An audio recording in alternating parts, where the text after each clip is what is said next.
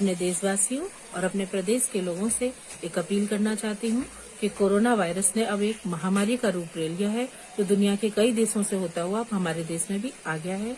और इससे बचाव का सिर्फ एक ही रास्ता है, वो है आपसी दूरी रखना, सफाई रखना और समय समय से उन नियमों का पालन करना जो आपको बताए जा रहे हैं। आप इन सारे नियमों का पालन करके अपने आप को, अपने परिवार को और अपने देश को बचा सकते हैं। तो इन चीजों से बिल्कुल भी दूर ना रहिए और इन सारे नियमों का पालन बखूबी करिए।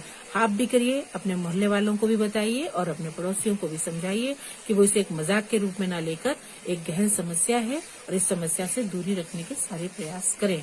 सरकार इसकी तरफ बेहद चिंतित है और वो सारे प्रयास कर रही है जिससे आपको इस लॉकडाउन में परेशानी का सामना न करना पड़े। बाजारों को समय समय से खोला जा रहा है, आपकी जरूरत की चीजें दी जा रही हैं और आगे भी ऐसे कई प्रयास सरकार करेगी जिससे आपको परेशानी का अनुभव नहीं होगा।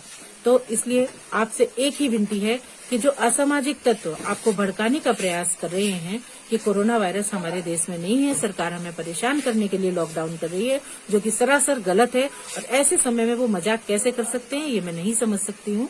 आप लोगों को भी इन चीजों को नहीं समझना है और कोरोना वायरस को एक गंभीर समस्या के रूप में लेते हुए इस समस्या से निदान के वो सारे प्रयास करने हैं जो आपको लगातार टीवी के माध्यम से, सोशल मीडिया के माध्यम से और व्यक्तियों के माध्यम से बताए जा रहे हैं।